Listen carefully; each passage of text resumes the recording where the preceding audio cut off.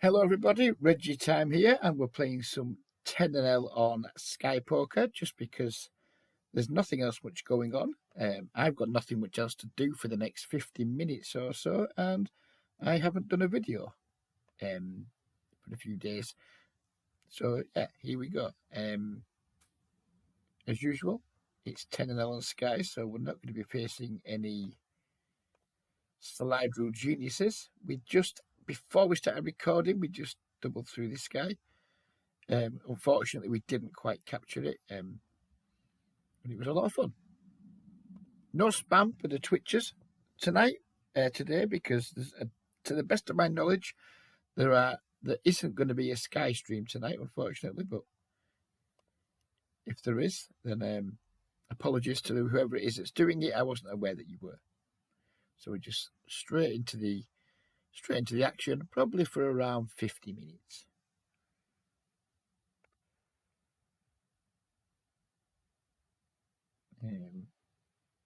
Nope. We won't be seeing a flop with these two nines against Stevens, who is completely unknown to me. It's kind of the big player's got a sort of jamming stack, but we'll cross that bridge if and when we come to it. He doesn't jam. Reasonable flop, but it's multi-way, so our nines aren't as strong as they would be normally on a 10 high flop against the one opponent, so I'm going to be getting too excited at this point.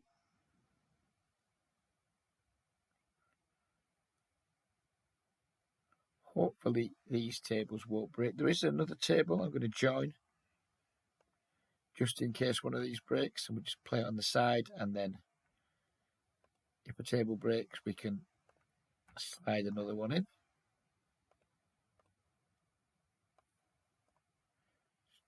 Oh, don't know what to do with that now. That wasn't good.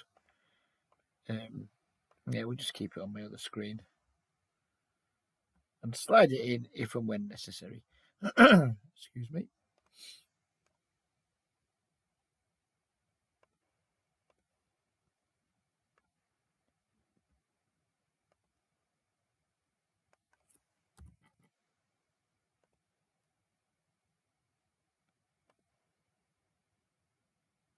If anything interesting happens, I will slide it across and we'll go big full screen with it.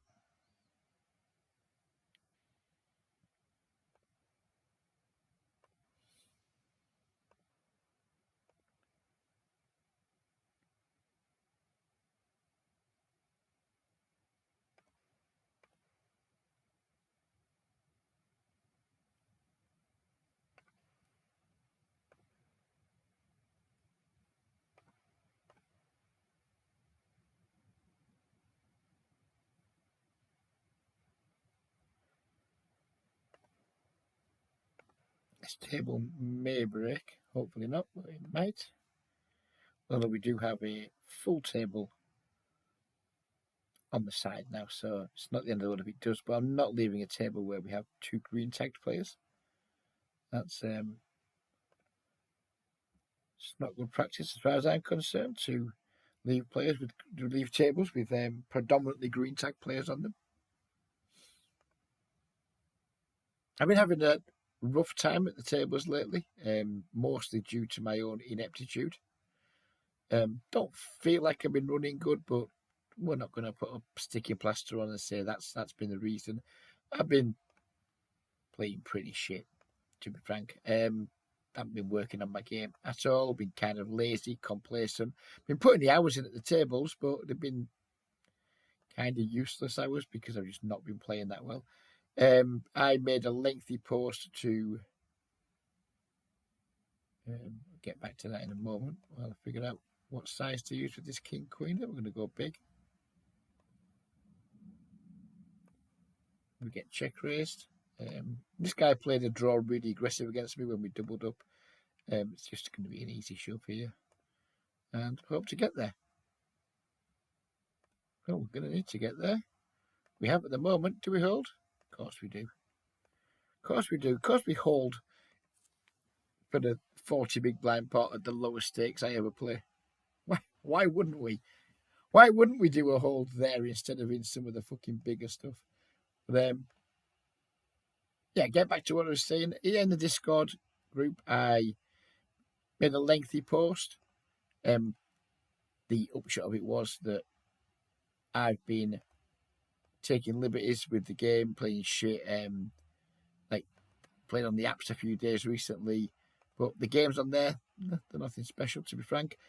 So I ended up playing some crazy pineapple, some 6-card PLO, 6-card PLO high low.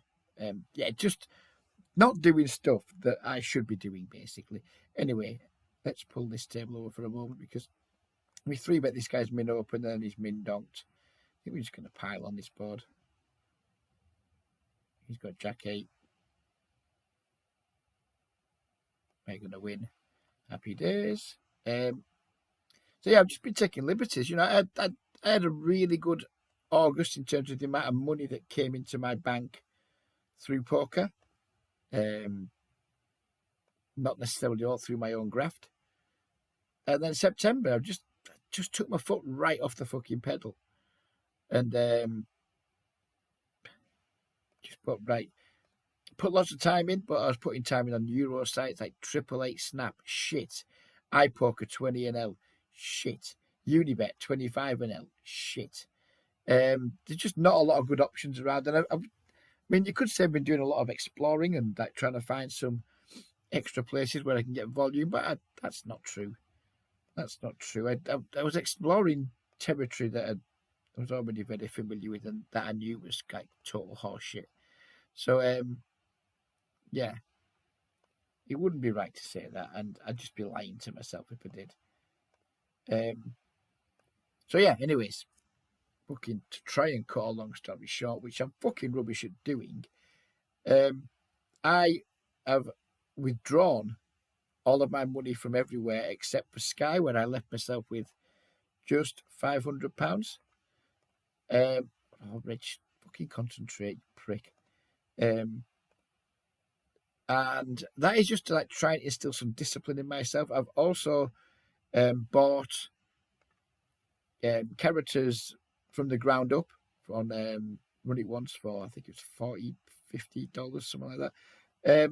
It's going to be pretty basic. It's going to be like telling me a lot of stuff that I already know, but just haven't been practicing lately. Just haven't been doing properly.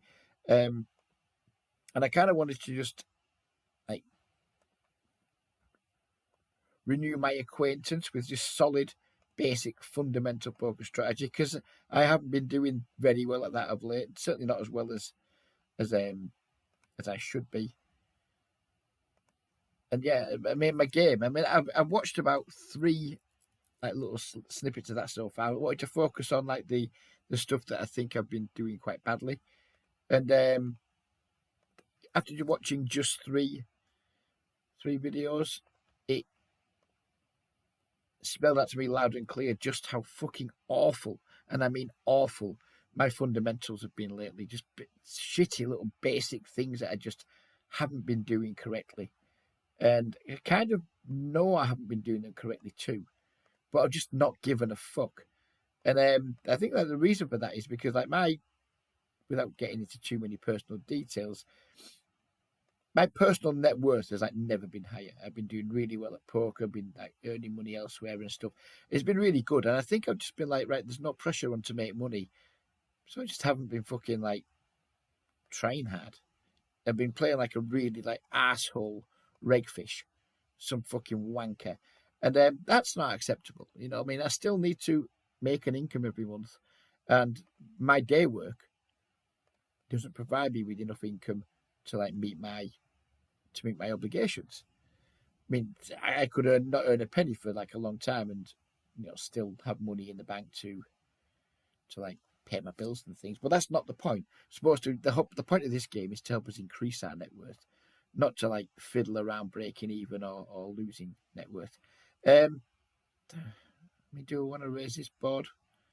I guess so, given the action. I mean, this could be a little bit punty. This guy min 3-bet pre, then he's min c-bet the flop. It could be some like elaborate hoax that he's trying to pull on me with like a really strong hand. We turn a flush draw. I guess we just put it in. I mean, I think we're going to be behind when we get called. Well, I know we're going to be behind when we get called, but we might not get called. And we don't. Happy days. So yeah, I mean, the whole point of this game is to increase our net worth. You know, if you're any, well, not the whole point. That's not fair, because some of you guys watching with recreational players who play literally just for fun, hoping to like maybe have a little win now and again, but not with the intention of like, right, this is going to become an income stream. But the reason I play is to like increase my net worth. And fine, I play the micro stakes. I'm not going to increase my net worth by a lot, but net worth isn't just money, in my opinion. It's like to improve my quality of life would be a better way of putting it for me, or maintain my current quality of life, which is very good because I don't have any bosses. I work part time for a couple of families, giving respite care to their youngsters who have like autistic spectrum conditions, and I fucking love doing that. I don't want to have a boss again. So poker for me is to help make ends meet every month, and to make sure that my monthly outgoings are less than my monthly incomings. And that's been the case for like a very, very long time. And it hasn't been the case for most of September and the start of October. So we are going to make a start putting that right. And that's just by fixing my attitude, fixing my game. I don't know what the fuck happened there with my screen. Yeah, so I'm going to fix my attitude up, fix my game up, and hopefully we'll be back playing some higher stakes stuff very, very soon. The plan is to, when I get my bankroll up to £750 on Sky, it's to then start adding some 30L in the mix again. And then when we get to 1,000, then whatever, you know, maybe play some 50L, but only in like very, very good games. So there we go. There are going to be some, I'm going to try and upload plenty of videos. Live play videos are probably always going to be just 10L because it's hard to focus properly on what you're doing when you're making a live play video too. But there'll be plenty of hand review videos, hopefully with some fellow Discorders. Of playing like some of the highest stakes, 20L, 30L, etc. So I'm hoping there's going to be like plenty of content coming in the next. That should have been a C button that flop, by the way. In the next like few weeks, as I chart my progress back to not being an absolute fucking wanker at poker. So yeah, hopefully there'll be plenty of content coming.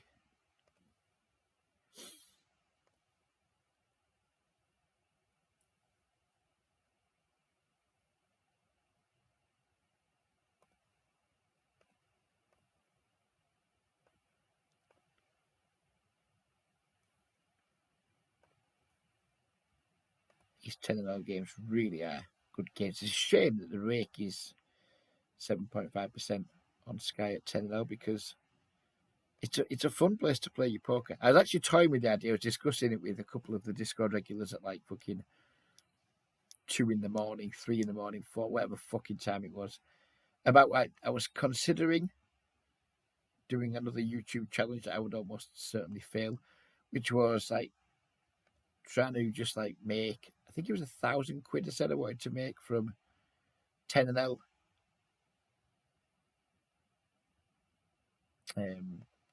We just want to flat here. We're ahead of his range. There's some fish in the blinds. Well, we don't know about Stevens, but we know this guy's a fish. Maybe, I mean, we tougher eggs behind. I think we just 3-bet there. But with some weaker players in the blind, I think flatting's probably going to be okay, especially given we're ahead of cut-off's open range. Yeah, my plan was originally like just like say, right, let's just 6 table, 10L for 150 hours in 30 days and try and make a grand. But I wouldn't stick to that. I fucking know I wouldn't. So I decided not to fucking bother with that in the end because it would just have been another failed YouTube challenge. We've been called 4-bet here by someone I don't know.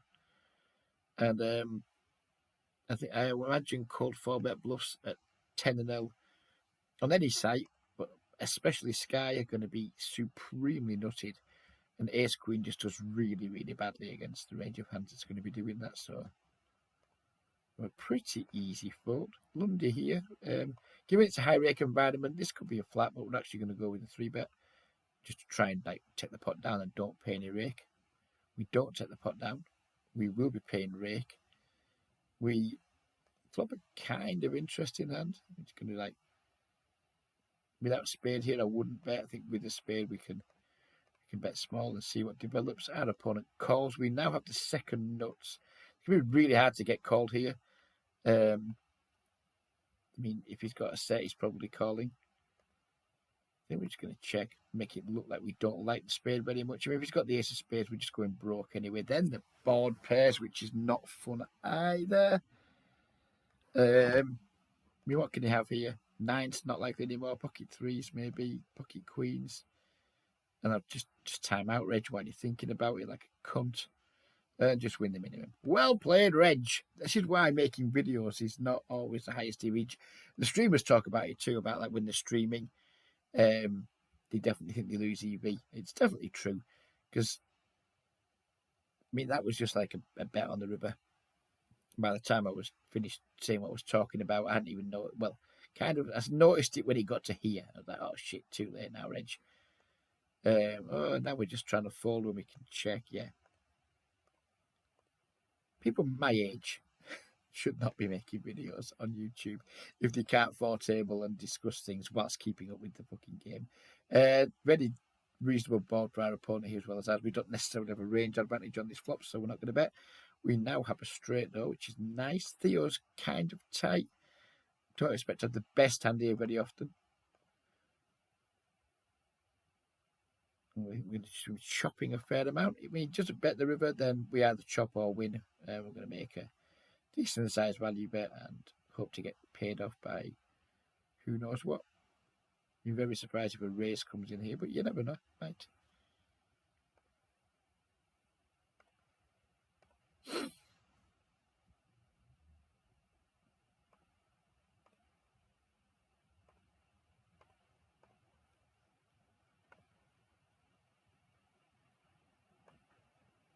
Tagging these players who aren't reloading. The green tag just means, you know, like not a regular. It could be that like tight recreational player, loose recreational player. It means a few things. Yellow means do not pay these people off under any circumstances. Red means stay out of the way because they're fucking decent. Orange, which I don't have much of anymore, it's kind of like just like another version of yellow. Purple, if any of them pop up, is like fellow discorder, and light blue is get the matchsticks in the eyes and keep playing till they're fucking gone. Right, so we've got 5 deuce 8 flop multi-way. We're not going to be betting very often in this spot, so when we do bet, we can go pretty big, which is what I'm going to do. Willing to play for stacks against Bry Krill. If UTR baby check raises, then we are fucking gone. He calls, which is kind of interesting. Then we're going to check here and like check raise if Bry Krill bets and UTR baby folds. And if it goes bet call, we're probably just going to call. UTR baby now bets. It's very unlikely we have the best hand here. UTR baby is like an uber nip, but our hand's just too strong to fold, so it's going to have to pay him off. Hope Bry Krill doesn't jam because we're fucked if he does. Yeah, we're fucked. We are utterly fucked here. Let's just check the note. Loose pass to be bad aggressive post. Oh, now we've got the bad aggressive note. I have to call and lose. Of course we lose. Oh, why did you read your note, Reg, you fucking wanker? You know that's a fold. You know it's a fucking easy fold. And then you read your note and you're like, ah, fuck it, I'll call then. And those are the shitty kind of mistakes I've been making way too often lately. Where you just have like very easy decisions. You know how the pool plays in general. I mean, most of my leaks lately have been like stupid calls like that. And like trying to run bluffs that deep down I know have a very little chance of working. And that just encapsulates what I've been doing lately. Now, probably should just bet the turn. But multi-way, we get called in 2 spots on a board that probably their combined ranges are smashing up. Probably should bet the turn, but that's maybe just playing results. But I shouldn't be like calling the river. Read the hand wrong. I thought this guy was really strong. Didn't think he was that strong. Yeah. Fuck off, Reg. Just fuck off.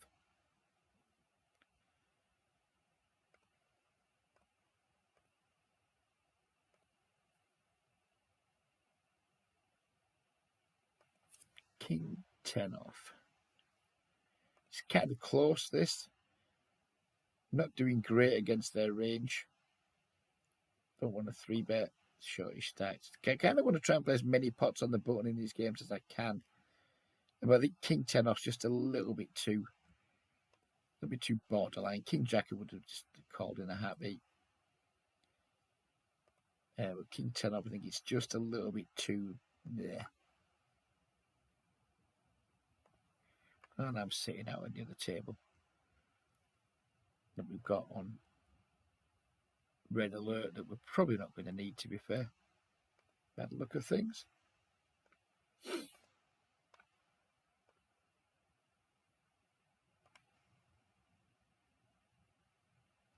That hand there against Briarcrow was a classic case of Walleritis. Ryan and I share a very similar river trait, which is we're shit when we get raised. We're just shit. You know, raise me on the river for thinnish value and get paid, basically. And I know Ryan, we've discussed it a few times. I know it won't mind me discussing it. We are fucking shit at folding to river raises when we have marginal hands. UTR maybe limp in the small blind. Let's see what happens when we 5x him. Calls. I mean, this guy's just like Uber. He's been around for such a long time, and he's just like massive Uber nit.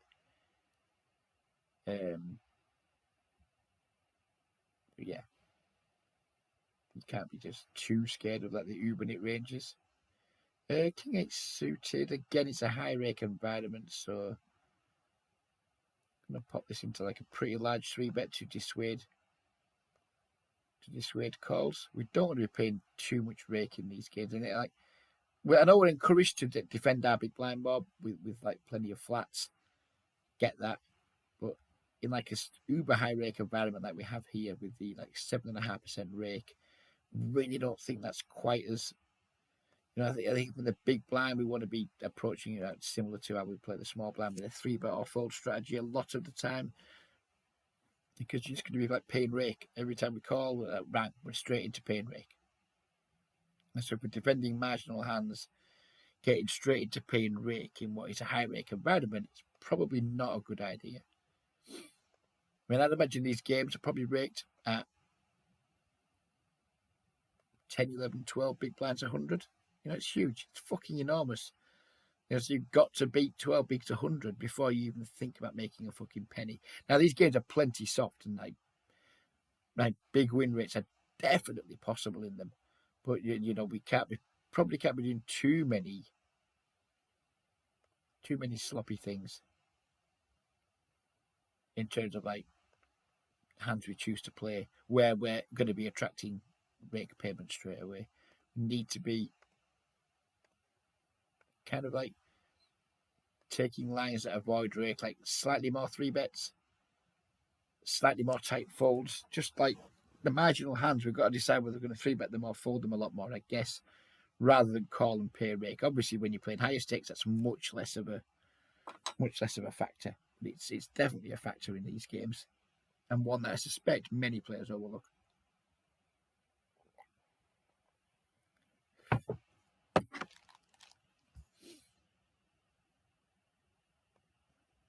I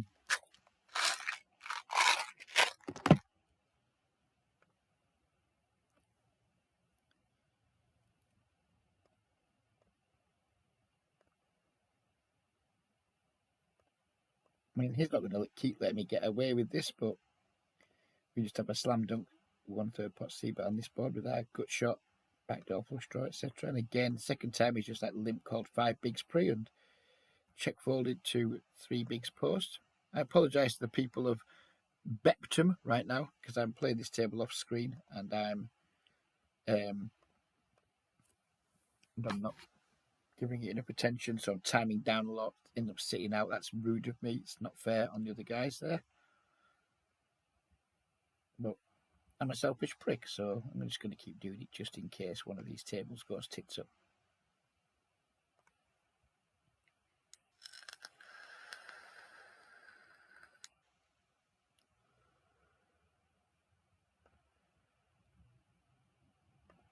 We can just about get away with c-betting this flop with backdoor equity.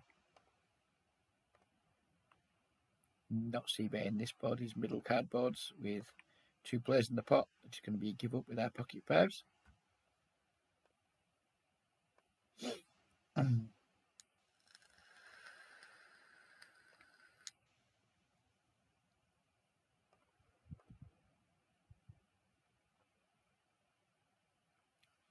Three bet by Lundy, who doesn't have a full stack, and we have a bad hand anyway, so we just fold. Well, not a bad hand, but certainly not a hand that wants to call a 3-bet of that size when he's got that stack.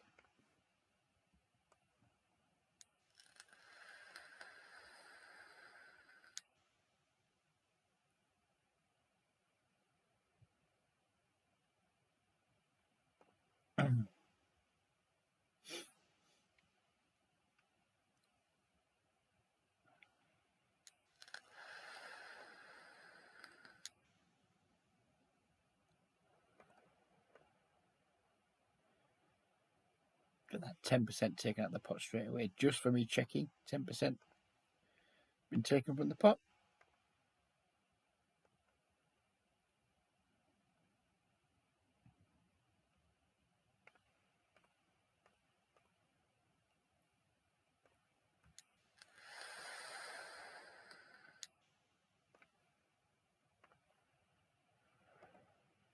Need to defend this against that size from Brill. We flop a royal flush draw, which is highly exciting. It can be easy to get carried away and want to try and like check raise bluff on that board. I wouldn't have done it. I would just have called. I'm not going to stab the turn. We have very little showdown value, but I think we have very little fold equity against Bry Krill too.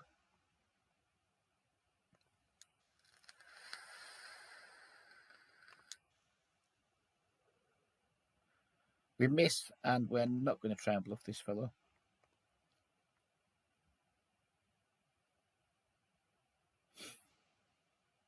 And he had pocket 3, so we probably could have won that pot at any given point we wanted to. But we thank him for not charging us more money to draw to our hand.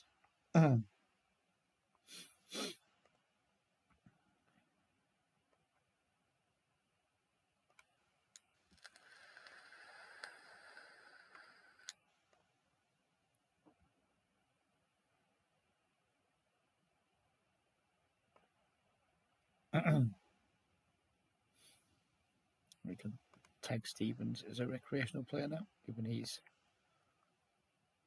not auto reloading.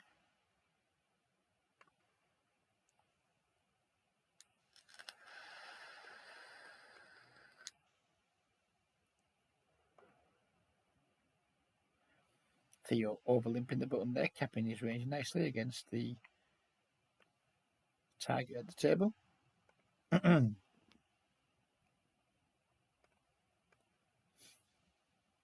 ace and a king of the same colour against Elvis, who demonstrates a beautiful willingness to throw chips around pre-flop. So we're going to ask him to throw some more around.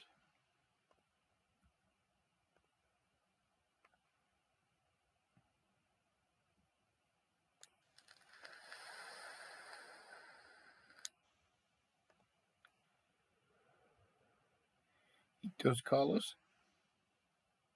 Not a great flop. We're not going to c-bet this on in a 3-bet pot. The jack and the 9 are certainly cards he can have an awful lot of. Pick up some equity, which means we're locked in for a check call on the turn. Game we're still not going to bet. I'm going to check back our Queen 10 over here against UTR. He bets 50 pence.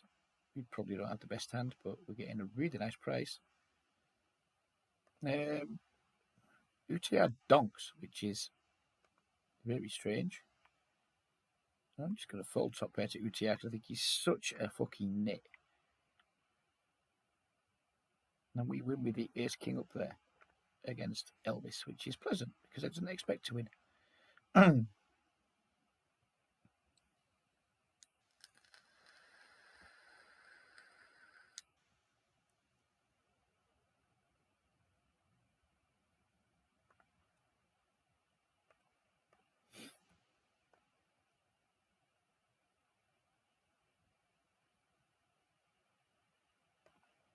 UTR doing a lot of limp. He might have to. I mean, there should be another tag for people like UTR.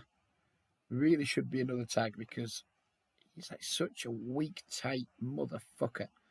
2 pairs. That's nice. We like 2 pairs. We like seeing them in Dunk and the Call. And we're going to ask both gentlemen to put some extra money in the pot here.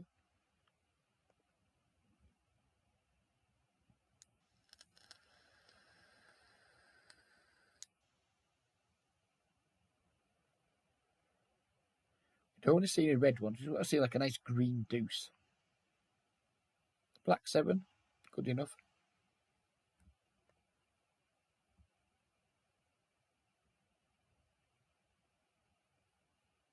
Two players called our raise. We're not going to be shy with our sizing here.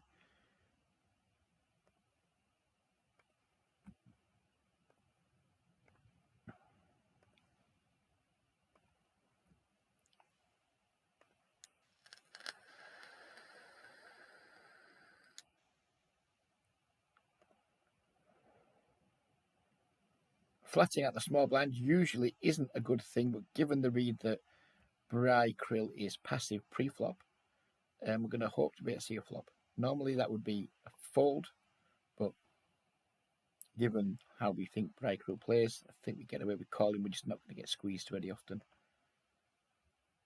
And flopping sets is fun.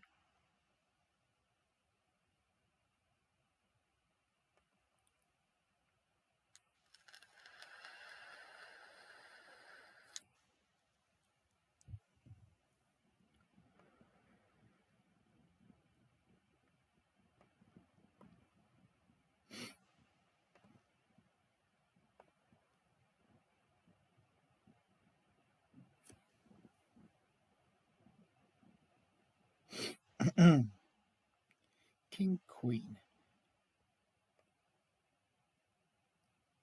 If you had a full stack, I would 3-bet this hand, but really don't want to 3-bet and then have him jam and then feel pretty sad. On this board, we're just going to flat. Maybe try and take it away on later streets if he doesn't put any more sizable bets in. He upsizes a turn when the ace hits. Probably just means he has one. Who knows, but we've only got King, Queen high, so we don't care.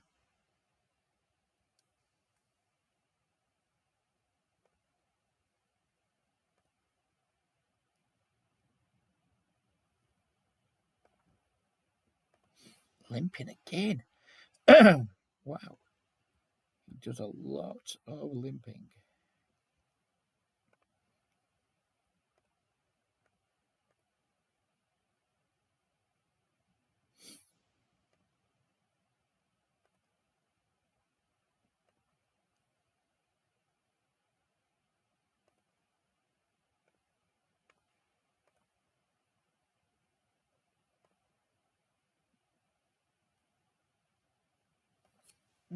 That gets there on the river. Which isn't nice. I think he's probably on a draw. I mean, it's a bet, and it's a bet fold. It's a very, very sad bet fold. He doesn't. Right, this table's now totally shit. Theo, for some reason, moves seats. Now we get to bring in our reserve table.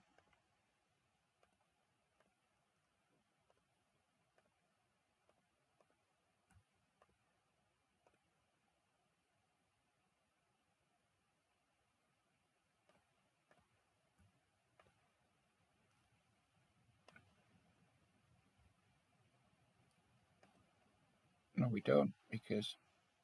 Oh, well, fuck it. Fuck it. We'll leave that table, and we'll bring another one in just a moment.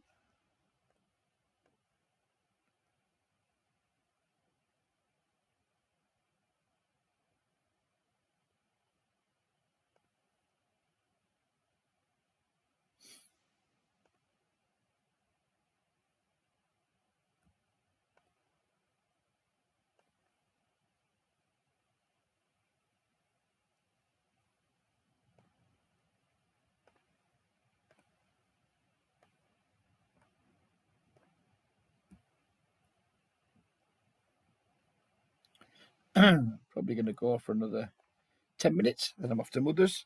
have a coffee, watch some snooker, and then I'm picking one of the young men I support up, and we're going. Well, he's going cycling. I won't be doing any cycling, of course, because I'm a fat bastard. But he'll be doing some cycling. He loves it. He really enjoys it. It's nice to go up there and see some other people who I'm kind of familiar with. Have a chat.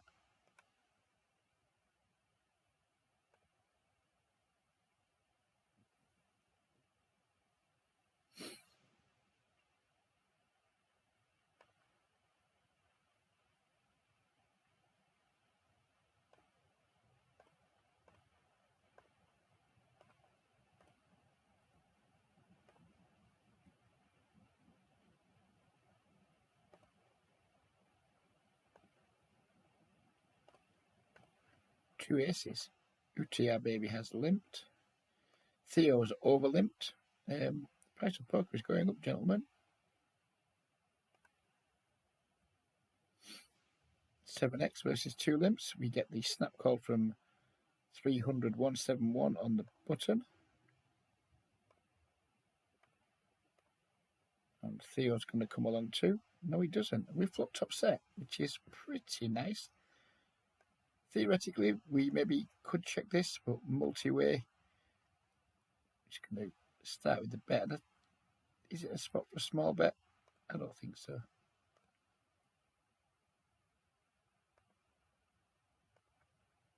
Heads up it would be, but multi-way. We get jammed on and we got the nuts. And of course we're going to slow roll because I'm a cunt.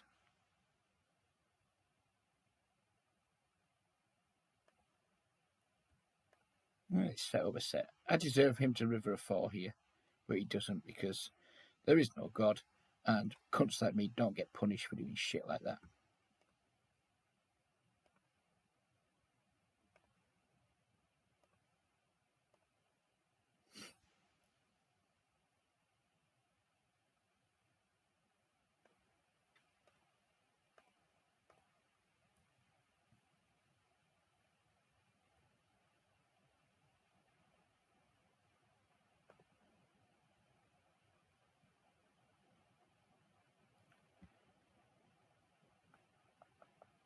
The ace and the king. 2 cards that I can work with. Of course we get the limp, then we get the min ISO. What the fuck? UTR. You're like me, you're getting worse. You're getting worse and worse at poker.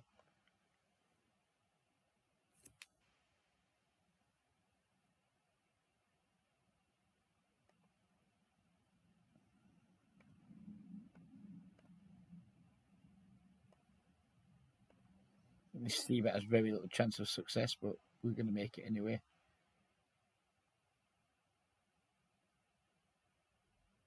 And it does work.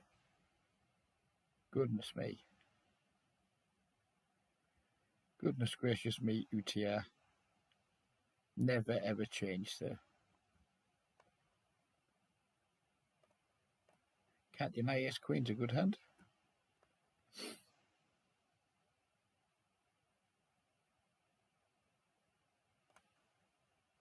These games are really fun.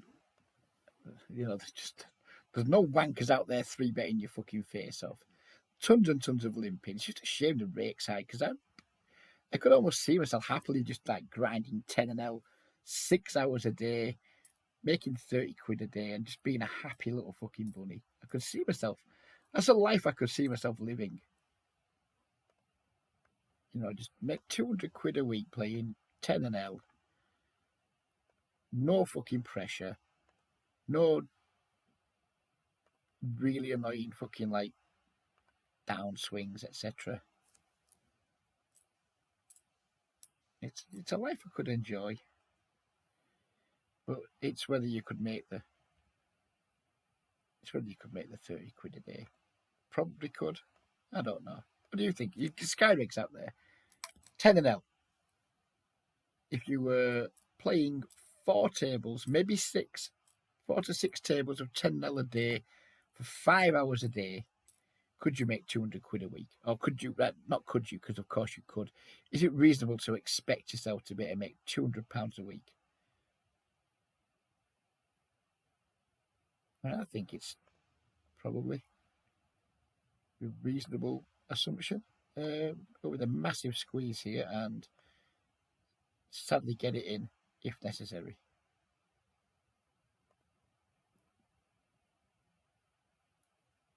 I mean, if this guy 4-bets, jacks are flipping at best. Calls. Going to be a lot of cards we don't want to see on the flop, and they're largely going to be royalty type cards. But then if we see like an 8-high flop, I mean, I just don't know how to proceed here. Genuinely do not know how to proceed. And we've got an SPR of 1.5. We've got a pair of jacks on this board. And I don't know. I guess we're just going to do that and hope he doesn't raise. He doesn't raise, but he does call. And at this point, I am now no fucking clue what to do. I guess we just check fold. We do flop a wheel down here, which is nice. No reason to raise our wheel. Just hope we win. Just hope we win. Just check and let me win. Thank you.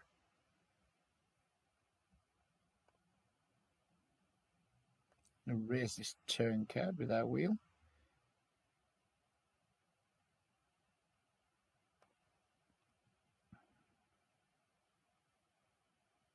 And we take it down, which isn't really what we wanted to happen, but better than losing.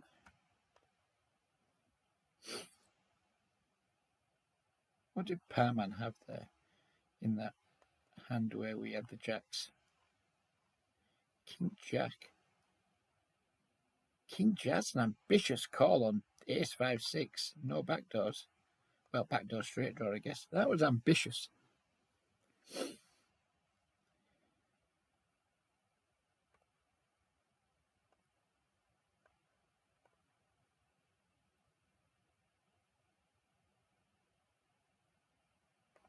Oh, just a 12x from Ginty under the gun. Just a 12x open. Tough decision.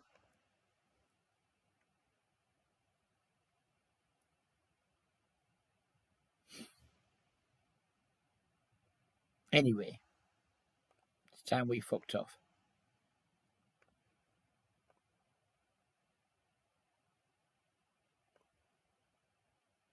UTR continue with his LTO theory.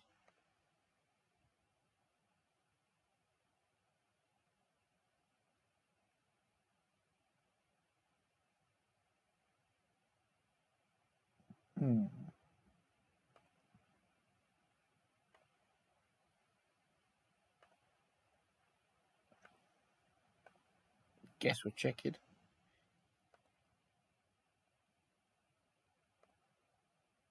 He goes all in, or virtually.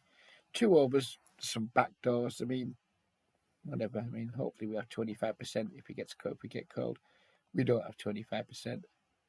Never mind. We lose one.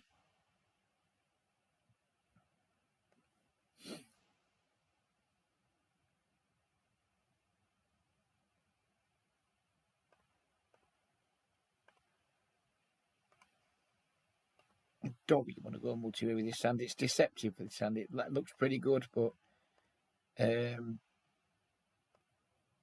these type of hands, you just don't realise all your equity like quite quickly. Like quite often, you're gonna have to like.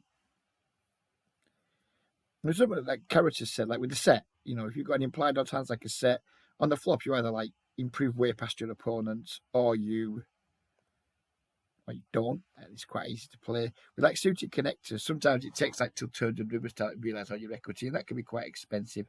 And that's something like I'd never really thought about before until I watched one of his videos yesterday, and yeah, it was really quite enlightening. So like the pure suited connectors, yeah, we're probably going to continue with them, but the slightly weaker ones, probably not quite so much. Not going to see bet this board multi-way.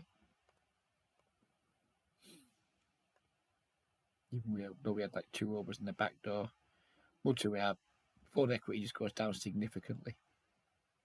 You just need to make good hands in multi-way pots basically, and then try and get value. Can't really rely on fold equity too often. It looks like we're going to be just about done. Last hand here, we're already sat out here. Going to be sat out here, and we're going to be sat out here. So yeah, we are all done. So I hope you guys enjoy. I certainly enjoyed playing the session. I think we made a little bit of money. And yeah, give me your thoughts on what you think about like how much could be made playing 10NL on Sky for 30 to 35 hours a week, which I could very easily do. I don't care about hourly rates very much because yeah, I enjoy doing it. So it's not like it's your job. You want to be earning like £8 an hour, £10 an hour, whatever. It's not about that.